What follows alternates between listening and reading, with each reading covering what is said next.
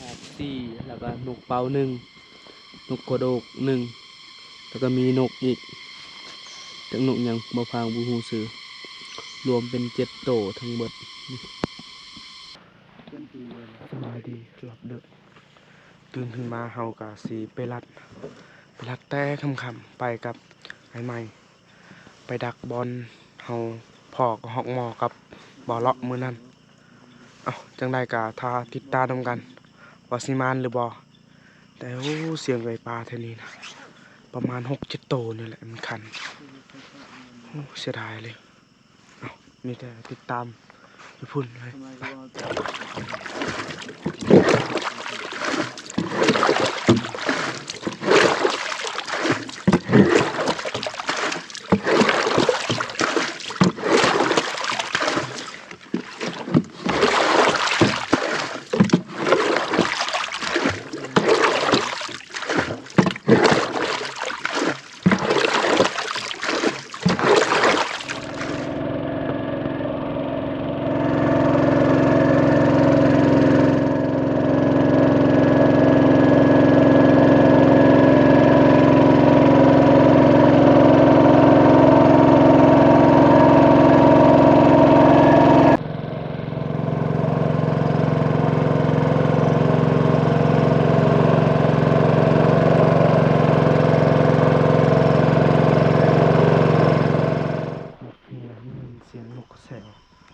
เสียงนกเข้า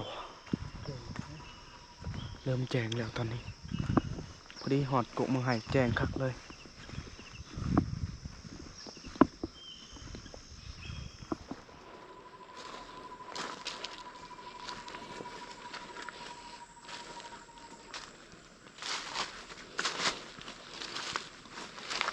คิดเลย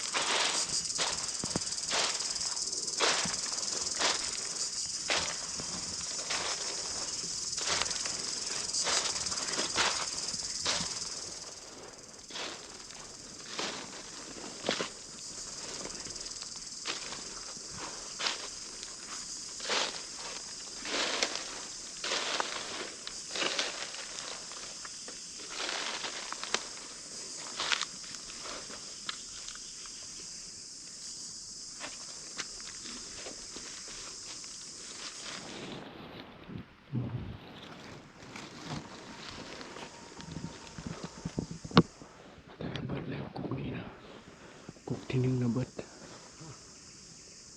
ได้ยินเสียงของแล้วบางไห้นะเบิดถ้าได้ยินเสียงของเฮาก็สิดักวันนี้นั่นของเข้ามานะ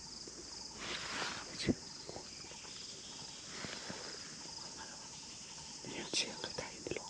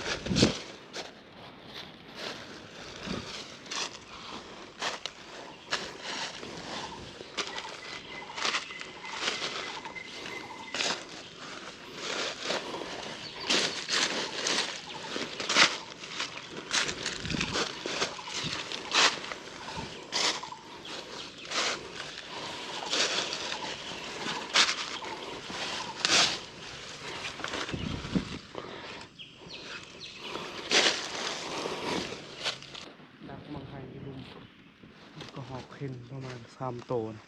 แต่มันสลาดบ่มีมังไห้มีแต่เสียงมันแถวๆนั้นเฮาก็สิขึ้นเทิงอีกขึ้นบอนเฮานั่งดักกับบ่เลาะไปติดตามกันว่าอยู่ถึงมังไห้เบิดหรือบ่นะแต่ก็ยังมีมังไห้แข็งอีกมังไห้แข็งบ่เลาะมันเห็นกำลังดกแล้วอ่ะ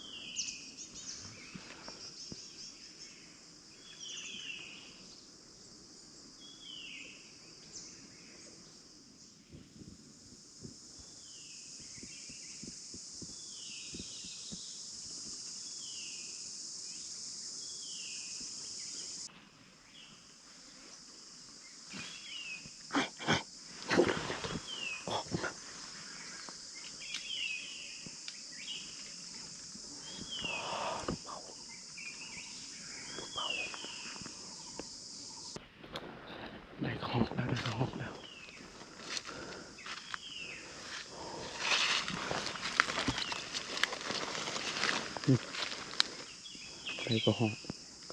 ขอบแดงนี่มาหายยังอยู่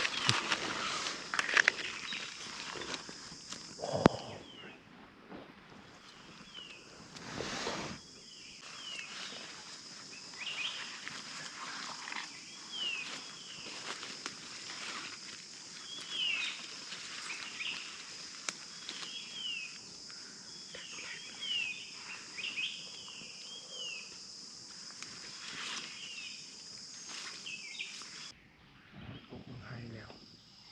ไอ้ไม้เพิ่นได้ขอหอกตัวหนึ่งนะขอหอกประมาณ4 ตัวมันเข้ามากินบางให้บนนี้แล้วก็นกเป้านำนกเป้านะก็หลายตัวอยู่เลยนกคือเฮาได้กับบอเลาะมันนั้นแต่เสียดายก็คือมักให้ไก่สิเบิดแล้วยังเหลือน้อยเดียวเอาสิดักวันนี้ประมาณ30 นาทีแล้วก็สิไปเบิ่งมักให้บอลบอเลาะบอลบอเลาะเพิ่นเบาค่ะมักให้บนนี้นะดกแฮงดิเอาติดตามนำกันว่าเฮาสิได้เพิ่มหรือบ่นะ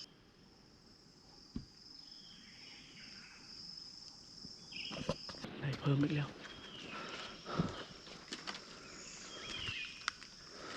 ได้กระหอกอีกโอ้กระหอกได้เติบอยู่นะ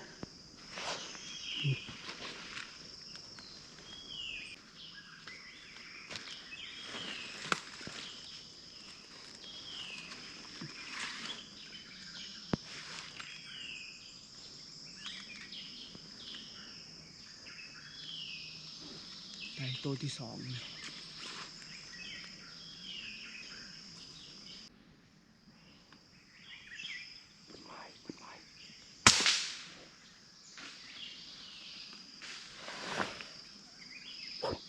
ตกแล้ว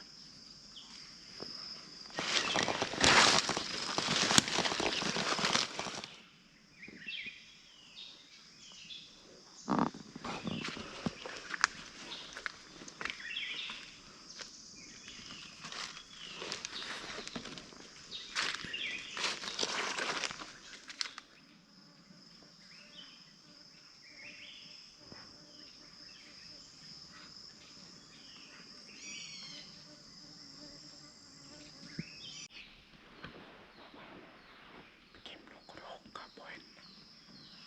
แต่นกเป่ากำลังเข้ามาชูดเสียงแต่ละก่อนยังไปนำนะเอาชีนกเป่าต่อให้ไม้เปิ้นกำลังชีนกเป่า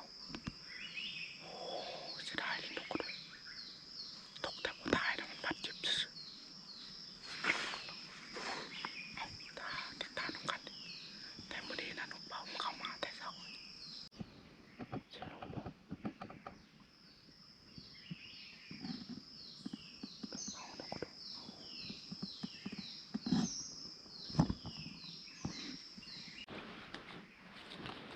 เห็นแล้วนกกระโดกนี่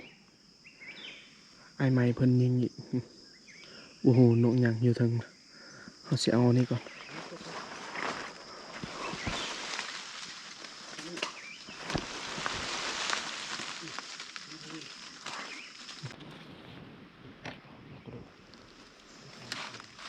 ยังไม่ตายได้นี่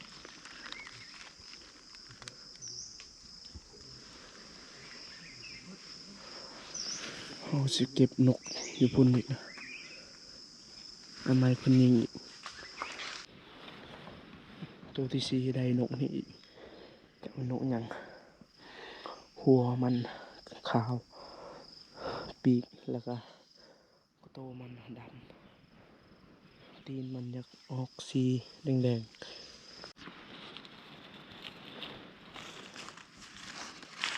ได้กระหอก2 ตัวได้นก2 ตัวพอดี4 ตัว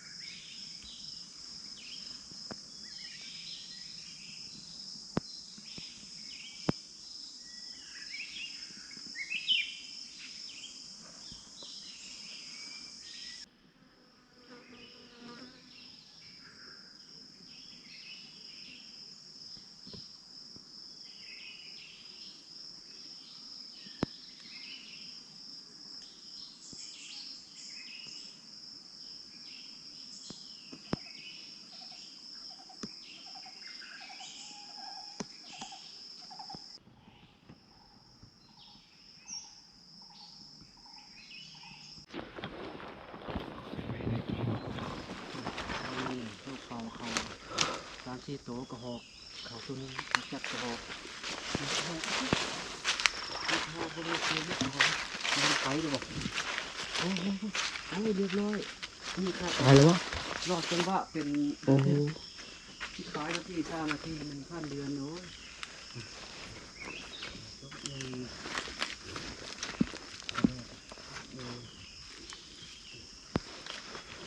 ใหญ่อยู่เนาะ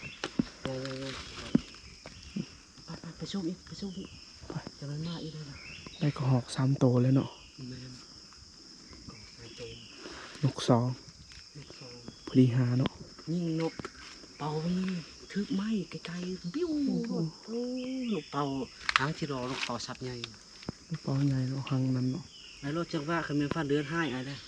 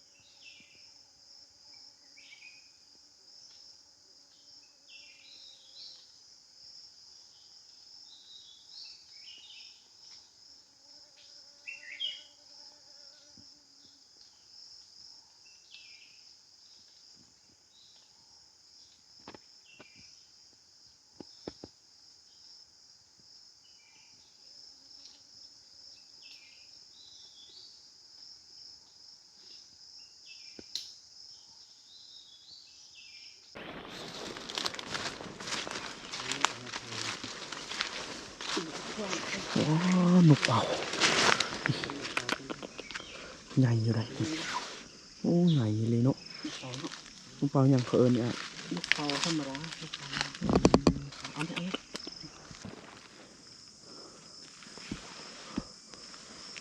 เสียดายกระ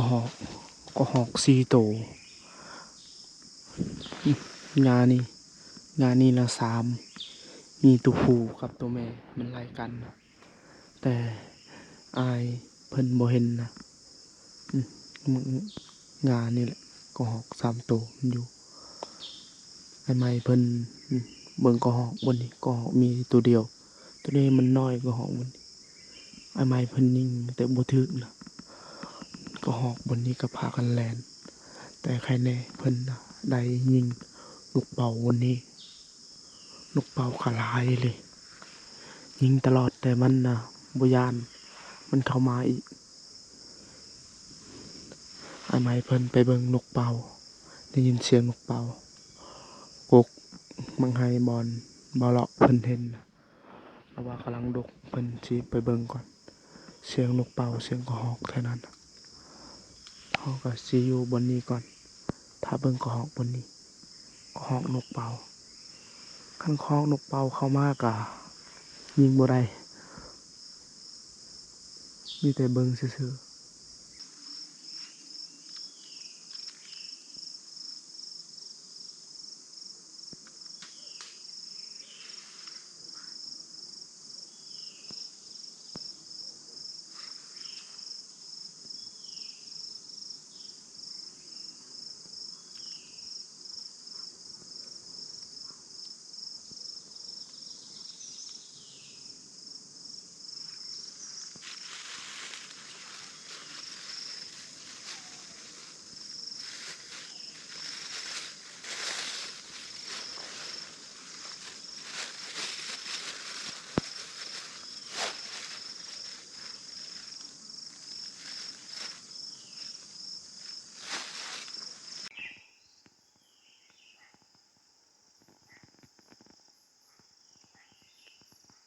นกเป่า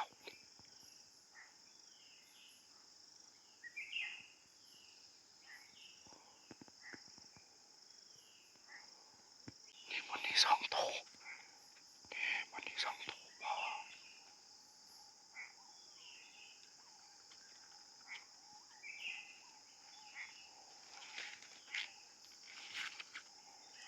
2 3บ่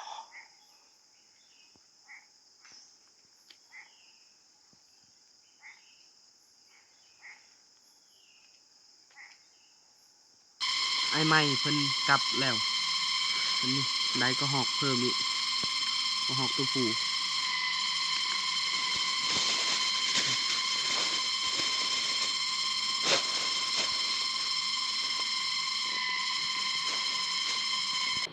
กระหอก4แล้วก็นกเป่า1นกกระโดก1แล้วก็มีนกอีกจักนกหยังบ่พางบ่ฮู้ชื่อรวมเป็น7โตทั้งหมดเอาก็สิเดินทางกลับบอนที่พักอาหารคือว่าโอเคอยู่นะแต่ก็สิไปเก็บเห็ดขาวใหม่ๆเพิ่นเห็นเห็ดขาวโอ้โหสิมีหลายหรือบ่เอาติดตามกันโอ้เห็ดกำลังงามอยู่เนาะสุดเลยป๊า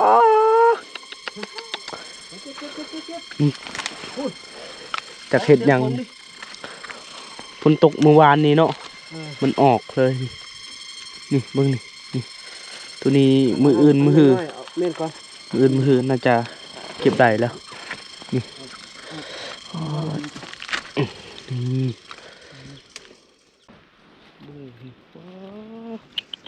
ออกใหม่ๆหลดนี่เมื่อวานนี่ได้นี่โดย เอาลงไปทำนึงก็นอกยันเพิ่นว่าต่อไม้อันนี้กินบ่ได้อยู่เนาะ กินได้อยู่ กินได้บ่ โดยเคยเอาอยู่เห็ดนี่อ๋อ มาดิฟัง หมานเนาะในพันเห็ดบัดนี้ เอานี่เดี๋ยวมาเห็นไหมเงินนี่เห็นพ่อ อ๋อ เงิน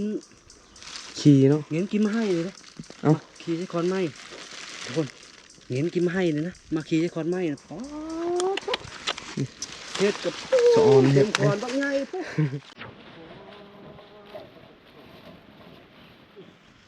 กินเบิดก่อนเวลาเห็ดกินเบิดอยู่ กินก็เกิดเป็นเลยกินเลยงามวันนี้เถอะน้องง่ายๆน่ะแกบ่ได้อ่อนนะ ตัวนี้โอ้อ่อนเลย เอา เอาเลยวะ เอาเลยอันนี้เอา เอาเต็ม เต็มเลยว่ะ เบิ้งบ่มีบอนใส่บัดนี้เนาะ บ่มีบอนไซพ่อแล้วพ่อแล้วไอ้เสียลายเอาลูก บนนี้ก็ยัง กินเล็บเสีย ยังนี่บนนั้นก็ยังลายอะไรเห็ดนี่ กินก็ได้บ่เนี่ยกินนั่นก็ได้อ่ะ โอ้โหได้อะ ได้ได้ ได้เหรอได้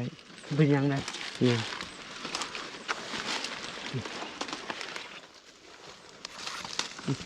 เก็บ อ๋อหยักน้องไงเอาลูกจุ่ม นี่แหละแสบ ฟังพ่อฟัง โดย พอละ มันนั่น เจอ จะ แล้ว คั นี่ ก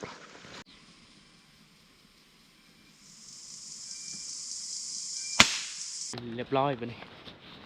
ได้นกเป่าเพิ่มอีก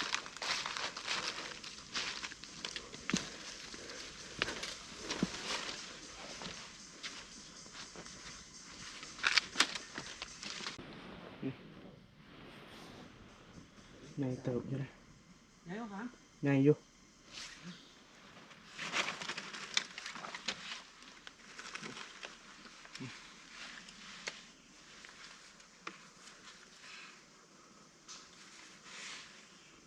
สอดเลยไอ้สอดเลยสอดเลยด้วย ซอนน้อยอยู่แล้ว ได้นกเป่า2 ตัวได้กระหอก4 ตัวนกกระโดกก็คือว่าคุมอยู่ตอนเช้ามื้อนี้นะแต่เสียดายกระหอกประมาณ4 ตัวนี่แหละเขายิงบ่ทัน เอาสำหรับคลิปนี้ก็บ่มีหยังหลายก่อนอื่นก็ต้องขอบใจพ่อแม่พี่น้องติดตามและให้กำลังใจคลิปหน้าพอกันไหมบ๊ายบาย